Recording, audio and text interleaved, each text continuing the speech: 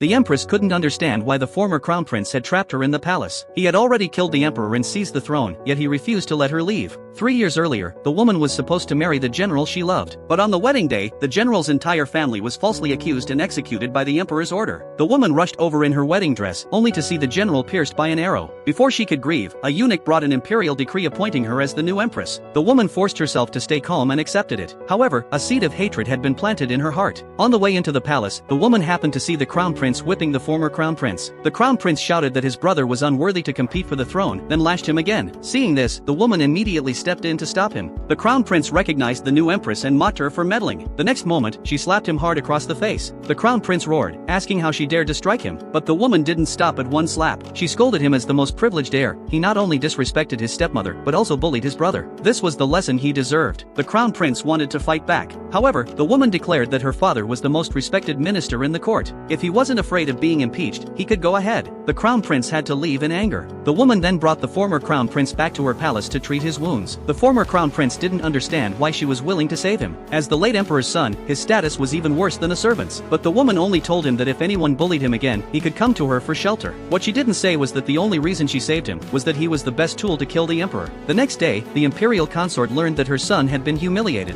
Enraged, she ordered the maid to send porridge to the empress. If the plan succeeded, she promised to allow the maid to become the crown prince's concubine. When the woman drank the porridge without hesitation, the maid couldn't help smiling in triumph. Soon, the former crown prince was summoned to the empress's chamber. He noticed the woman was burning up with a high fever. As he was about to call a doctor, she pulled him into a kiss. At the same time, the imperial consort arrived with the emperor at the woman's palace. The maid hurriedly claimed the empress was ill. Hearing this, the emperor decided to visit another day. But just then, they all heard strange noises from the chamber. The imperial consort pretended to be shocked and asked why there was another man here. Furious, the emperor burst in.